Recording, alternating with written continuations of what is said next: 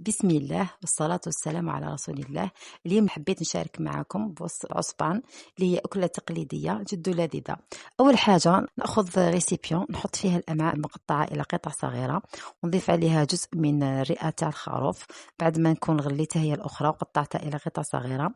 نضيف عليهم بصلة متوسطة مقطعة قطع صغيرة أو مسكرفجة. نضيف عليهم 3 فصوص ثوم مربيين في الرقيق. نضيف عليهم حبة طماطم صغيرة مربية، حوالي نصف كأس أرز مغلي شوية ومصفي، ملعقة كبيرة زيت. نزيد عليهم الحمص حوالي كمشة، عرف صغيرة راس الحانوت، فلفل أسود حوالي نصف ملعقة صغيرة، فلفل عكري حوالي نصف ملعقة صغيرة، زائد مغرف كبيرة من الطماطم مصبرة. نزيد عليهم مغرف صغيرة ملح، كيري حوالي نصف ملعقة صغيرة، نعناع يابس، قزبر مقطع في الرقيق، معدنوس وشوية كرافس مقطع رقيق أيضا. نخلطهم مليح حتى نتحصل على هذه النتيجة.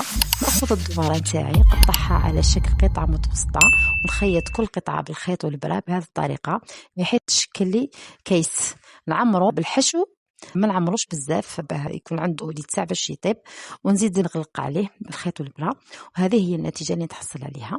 نكمل كاع العصبانات تاعي، ثم ناخذ قدرة. انا فضلت شويه الدبارة قطعتها قطع صغيرة، نحط فيها بصل وطماطم، بصل مقطعة في الرقيق، وزدت عليها حبة طماطم متوسطة، وزدت عليهم مغرف تاع زيت صغيرة وقليتهم شويه. ما نقويش الزيت بزاف باسكو الدبارة اصلا فيها لدام.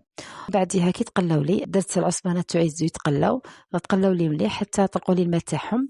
كي طلقوا لي الماء انا زدت عليهم مغرف طماطم مصبره كبيره، وزدت عليهم مرقت بالماء، الماء سخون يكون يغلي باش الدواره تاعي طيب لي. نخليها طيب ومره على مره نفقدها الى خصها الماء نزيد لها شويه. هي من الاحسن ديروها في كيكوطه، انا الكيكوطه تاعي كانت مشغوله وطيبه فيها اللحم تاع العيد ما قدرتش ندير فيها، درت فقدها. هي من الاحسن نديرو في الكيكوطه خير.